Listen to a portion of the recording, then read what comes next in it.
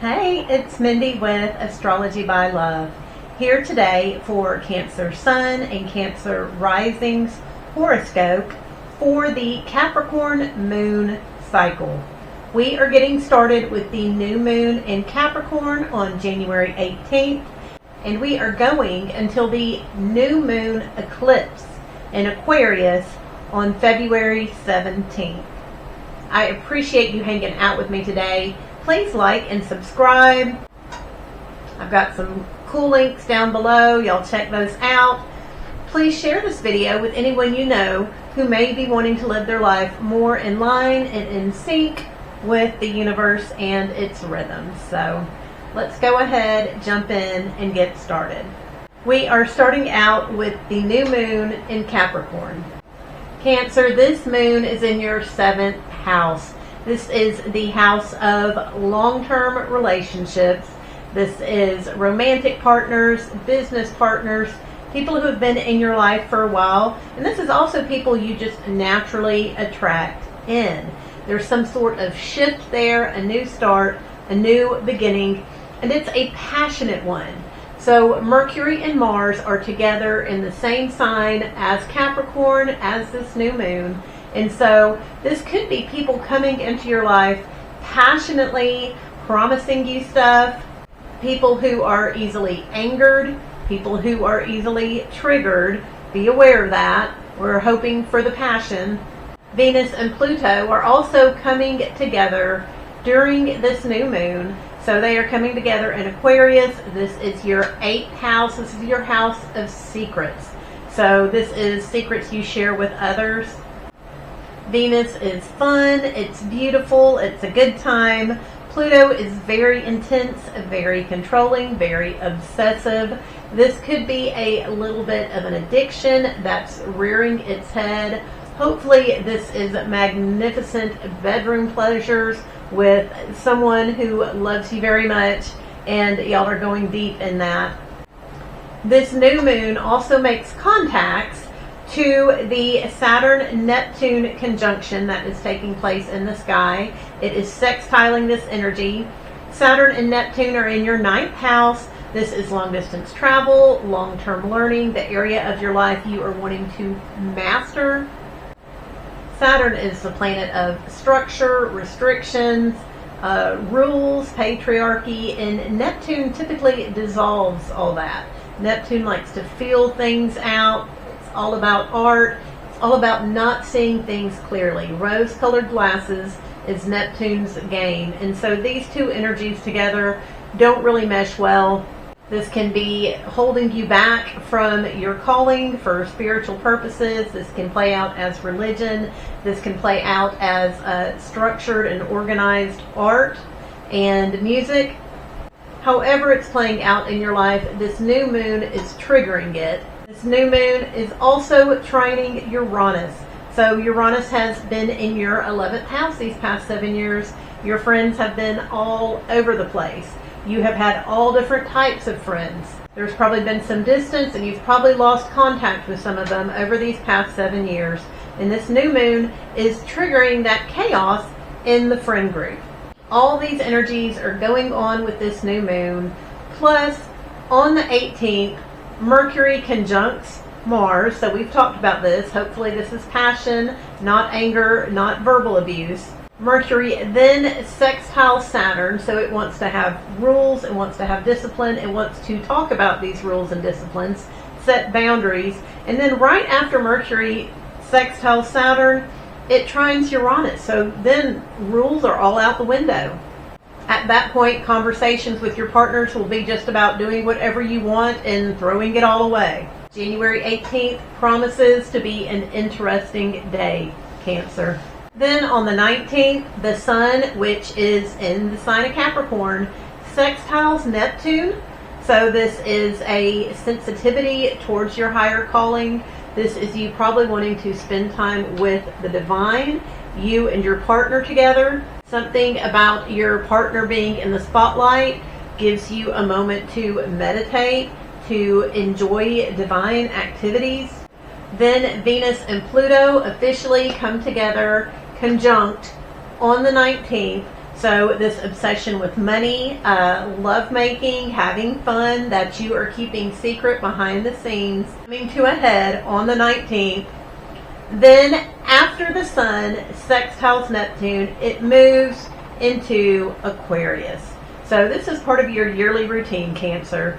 The sun, when it moves into Aquarius, is in that 8th house of secrets, the stuff you don't want anybody to know about.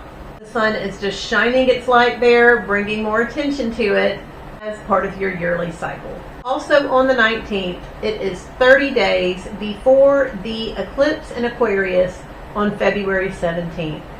30 days before an eclipse, we can sometimes see a foreshadowing, a bit of a hint about what is to come.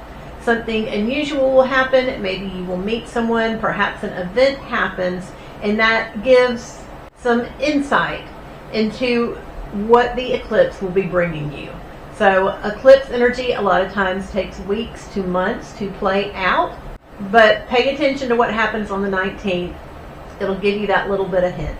Then on the 20th, we've been feeling the energy build up. Saturn sextiles Uranus. So Saturn is all about structure, all about being in line, following the rules, not taking risks.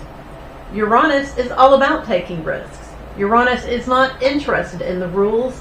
Uranus does better when there are no rules. These two planets making a sextile to each other, a forced positive connection, is bringing about some drama and excitement in the world for sure.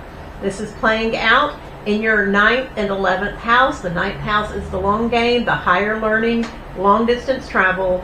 The 11th house are those chosen friends. And there's something about you having standards and structures in that house of your higher calling that is setting your friends off and saying, we don't care about any of that. We're just running wild with the wind. Also on the 20th, Mars trines Uranus. Mars then sextiles Saturn. And in the middle of all this, Mercury sextiles Neptune. So Mars trining Uranus. Mars is in that 7th house. Your partner's been a little bit snappy, a little bit critical, wanting to compete, be combative. Remember, Cancer, the best use of Mars energy is always to take it to the bedroom. So hopefully that's what you've been doing with your partner and you haven't just been arguing. But on the 20th, Mars trines Uranus. So something about your partner being aggressive or passionate is triggering your friends to act a little bit crazy, maybe be distant. Mars then sextiles Saturn, so your partner's behavior then causes there to be restrictions and structures, paying attention to that higher calling. This could very much be leaning on the ancient guidebooks for what to do with an aggressive partner. And then Mercury, which is also in that 7th house. Mercury is how we think, how we speak. You've been communicating with your partner, thinking a lot about your partner. And Mercury sextiles Neptune. This is a little bit of being sensitive in the speech on top of the aggression and everything else being there. January 20th will be an interesting day. After all this happens, Mercury moves into Aquarius. Cancer, Aquarius rules that 8th house. These are the secrets that you keep with people, the things you want to keep under wrap. So with Mercury there, it's an excellent time to have conversations about these areas. Go over things. Your mind's there anyways, thinking about it. Then on January 21st, we have a Mercury cazimi.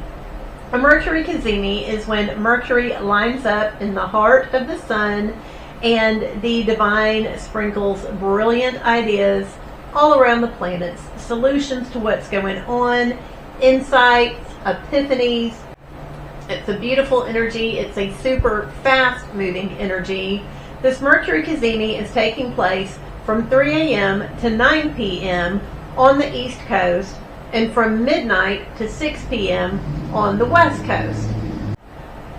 During a Mercury cazimi, it's a good time to meditate, to journal, to just sit back, be quiet, and listen to thoughts bubble up in your head.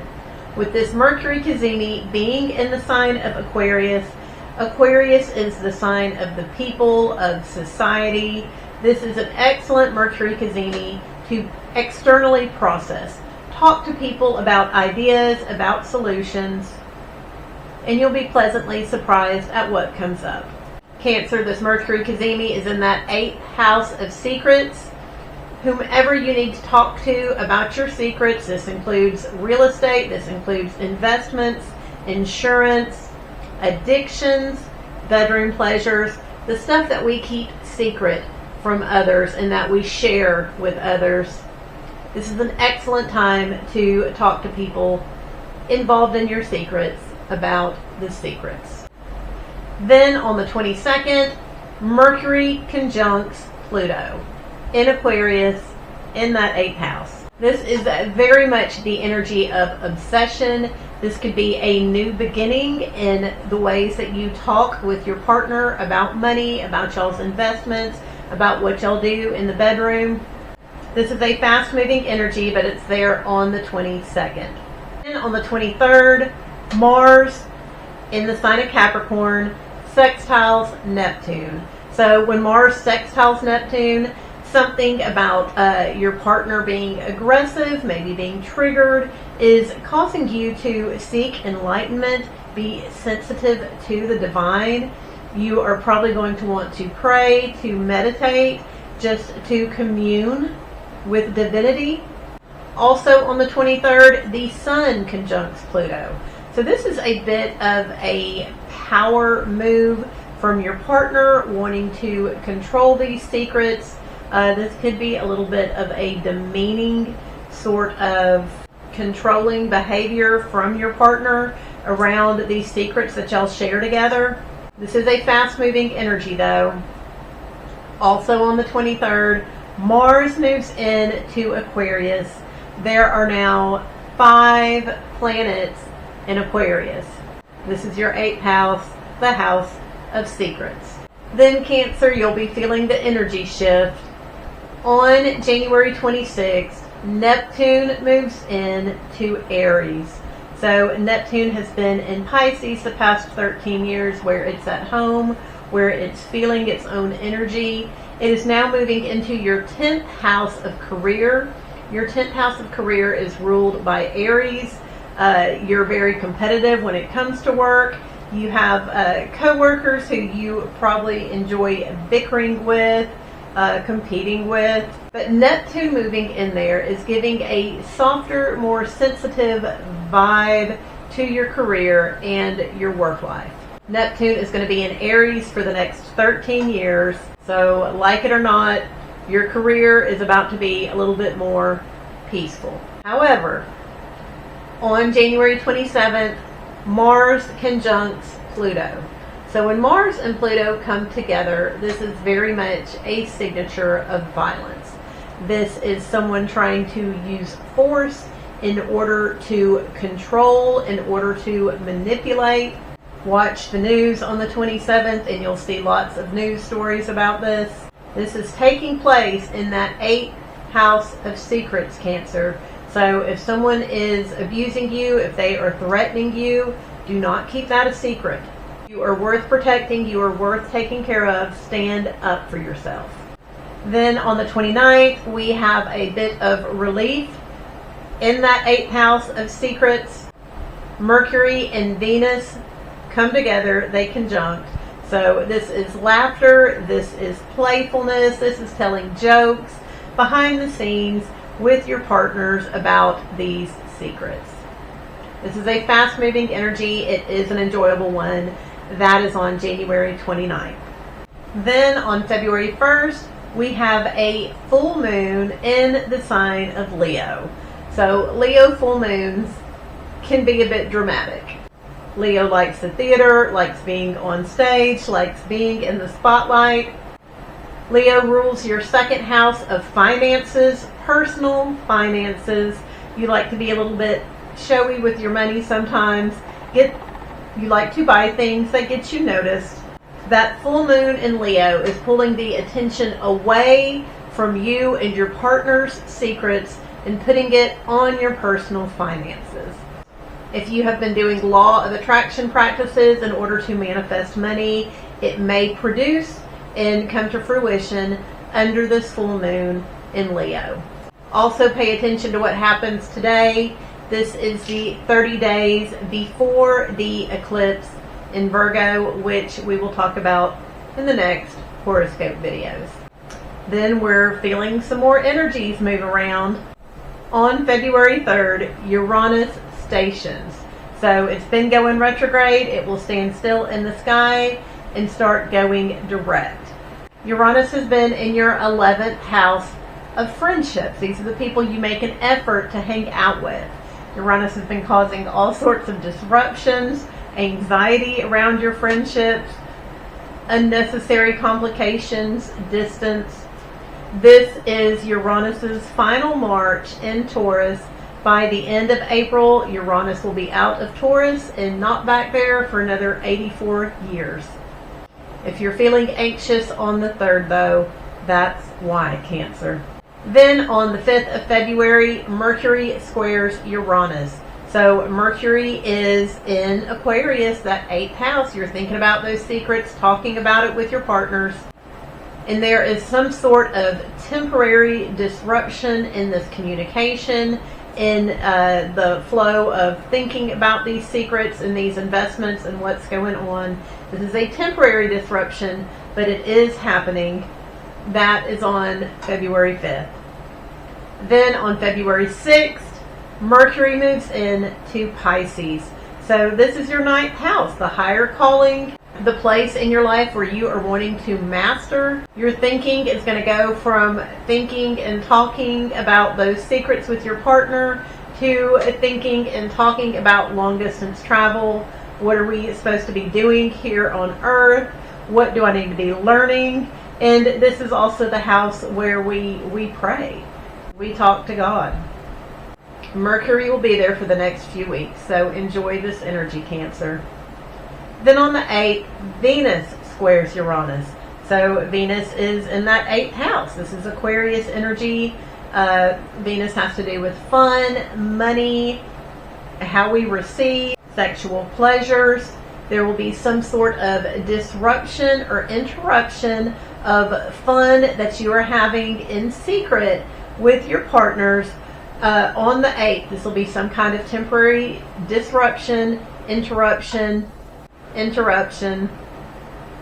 This is a fast-moving energy, but that is on February 8th. Then on February 10th, Venus moves into Pisces. So with Mercury and Venus in that 9th house, you are going to be enjoying your higher calling, enjoying learning what you need to master in this life, enjoying spending time with the divine. Definitely lean into that energy, Cancer. Then we're feeling more energy shift. On February 13th, Saturn moves into Aries. Saturn has been in that 9th house, causing blockages, requiring discipline around your studies, around your higher calling, around traveling to foreign countries. And it is moving into Aries and will be there for 2.5 years. So Saturn likes discipline, likes hard work, is going to make work a little bit more difficult. This will be for your higher good. This will be better in the end. That energy will be there for 2.5 years, though, Cancer. Then on February 14th, it is Valentine's Day. There are no planetary connections. However, I did want to mention the moon is applying to a trine to Uranus all day. This is going to bring some rearrangements. Some things are going to fall through. Others are going to pop up. Do not hold your Valentine's Day plans tightly. They will get rearranged. Something will come up and you will have to do something else. Be open to it. Be fun. Roll with it. Just know things are not going to go the way you have them planned on Valentine's Day. Then on the 16th, the Sun in the sign of Aquarius, still in that 8th house, is squaring Uranus. So Uranus is in that 11th house. Your friends are all over the place, acting crazy, having crazy lives. And the spotlight, the focus of your secrets that you're keeping is being interrupted by your friendship somehow. This is a fast-moving energy. Also on the 16th, Mercury is trining Jupiter. So Mercury's in that 9th house, that higher calling. Jupiter is in your 1st house. You have a level of supernatural protection going on. The 16th is a beautiful day to pray, to spend time with the divine, meditate, and just be thankful for all the good that you have, Cancer. Then on February 17th, we have the eclipse in Aquarius. This is your 8th house, Cancer. This is that house of secrets, and we keep things secret because they're a little bit embarrassing, because they put us in a vulnerable place, because for some reason it's inappropriate to talk about the subjects. There is going to be a shift or a change or a letting go of something in this house of secrets. Pluto and Mars are there right now. This could have something to do with rage, something to do with control.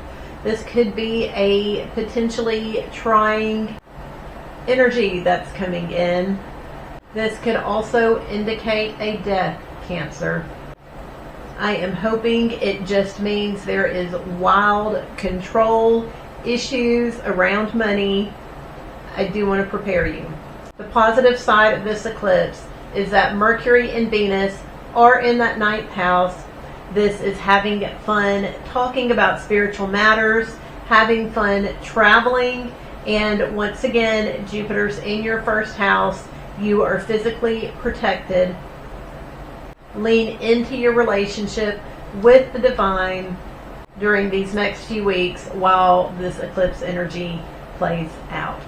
So I appreciate you hanging out with me today, Cancer. Please like and subscribe. Please like and subscribe. Check out those links down below. Share this video with anyone you know who may want to live their life more in line and in sync with the universe. And I will see you again soon.